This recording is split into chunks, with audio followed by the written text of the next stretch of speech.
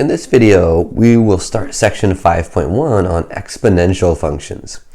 Our goals are to solve exponential equations and to be able to graph exponential functions. All right, so I want to begin with some exponent review, and I want to get right into an example. So this problem says we want to evaluate a bunch of different powers of 2, like 2 to the 0 and 2 to the 1 and 2 to the 2 and so on. So first, I want you to try this. So give the video a quick pause for 1 minute and try as many of these as you can within that 1 minute. 4, 3, 2, 1, pause it. Pause it for about 1 minute to try this. All right, so hopefully you did that. Hopefully pause it for about a minute to try this. All right, let's go ahead and do these. All right, so 2 to the 0 power, well, that's just 1. 2 to the 0 is just 1. 2 to the 1, that's 2. 2 squared, 2 times 2, that's 4. 2 cubed, if I multiply by 2 again, I get 8. 2 to the 4 is 16. 2 to the 5, multiplying by 2 again, I get 32. And 2 to the 6, if I do it again, I get 64. And then I went ahead and I jumped up to 2 to the 10. So you may have needed to compute a few other powers of 2 before jumping straight to 2 to the 10. Like if I multiply 64 by 2, I'll get 128. I'll get 128. That's going to be 2 to the 7. And then times 2 again, that's 256. That's 2 to the 8. Multiply by 2 again, that's 512. That's 2 to the 9. And now we're ready to jump. We're ready to jump to 2 to the 10. Multiply by 2 one more time. And that is 1024. Okay. All right, and then in part B, we have a few negative powers of 2. So remember that, when we do something like 2 to the negative 3, for example, this is 1 over, and then I bring that term to the bottom, and then the exponent becomes positive, 1 over 2 to the positive 3. Okay, and well, that is 1 over 8. Okay. If I do the same type of thing for 2 to the negative 1, well, that's going to be 1 over 2. And then 2 to the negative 2 is going to be 1 over 2 squared. So that's 1 over 4. Okay, awesome. So that was just a quick problem reviewing how we calculate some exponents.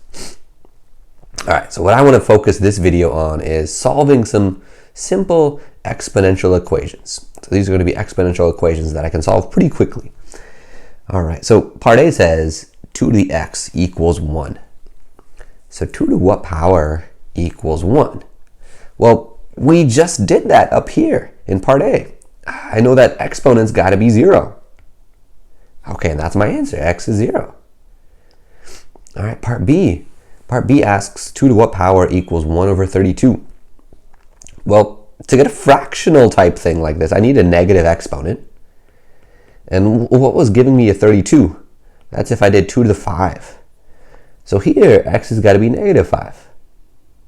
X is negative 5. All right, so then what about part C and part D? Okay, so these are both kind of similar. Part C says 2 to what power equals 0. So one idea might be x equals 0, but we did that one already. 2 to the 0 power equals 1. It's not going to equal 0. So let me erase that. That doesn't work. So actually it turns out nothing is going to work in this equation. There is no solution. There is no solution since 2 to the x power is always, no matter what you plug in for the x, 2 to the x power always ends up being positive. It's always bigger than 0. Like even if I were to plug in a negative exponent, notice that even when I plug in negative exponents, I just get 1 over, and I got a fractional thing showing up, but the overall fraction is still positive. Okay, so 2 to the x power is always positive, so there's no way it's going to be equal to 0. No solution. What about D? In D, I got 2 to the x power equals negative 32. Well, we just said 2 to the x power is always positive, So this is going to have no solution. There's no way it's going to be equal to a negative value. Okay, no solution. For both of these, it's the same reason, because 2 to the x is always positive. May have been tempting to say something like x equals negative 5.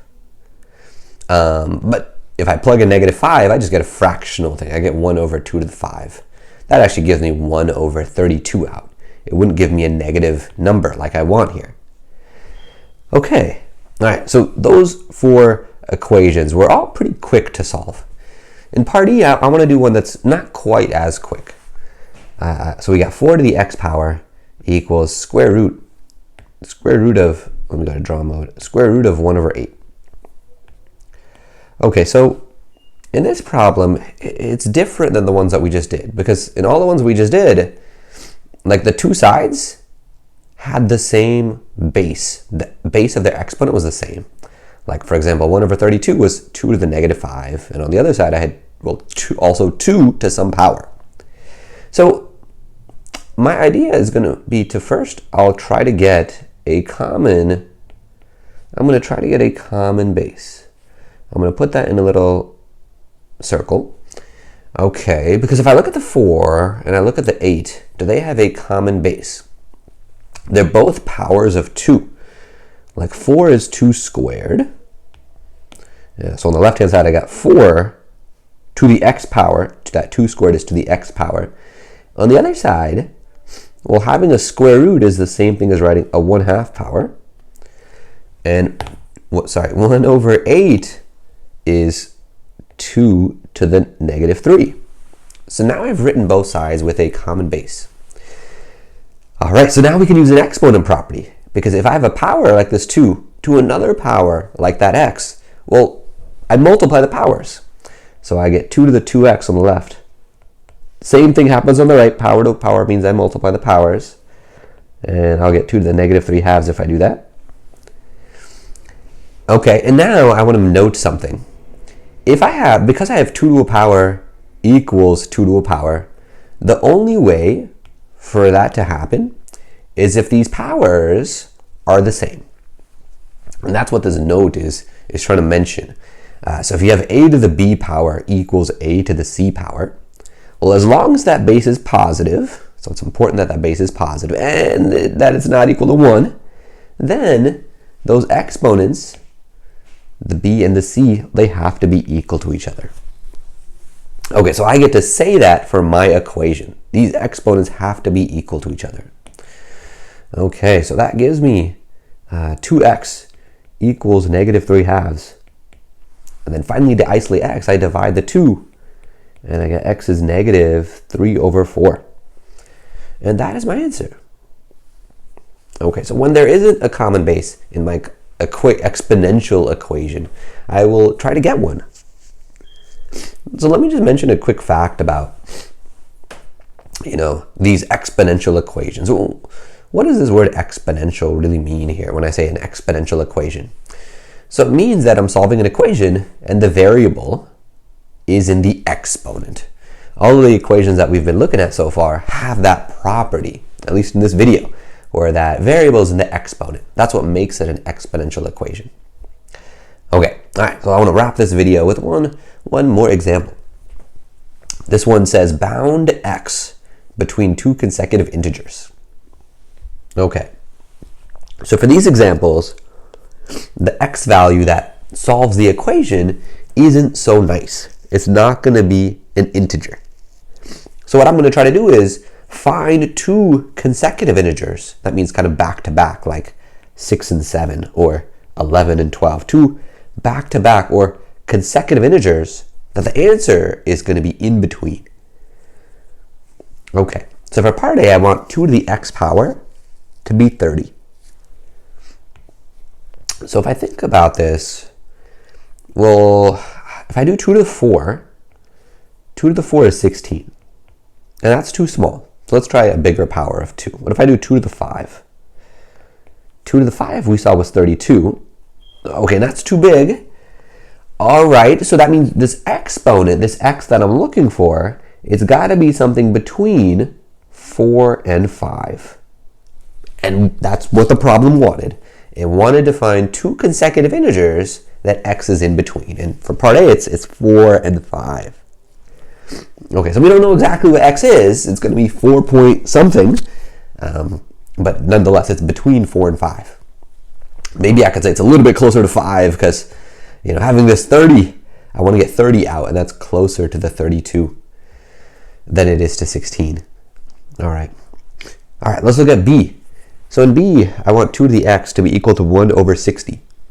Okay, so for this one, I want to have you all try it again. Give yourself a quick 30-second pause and try this one. 4, 3, 2, 1.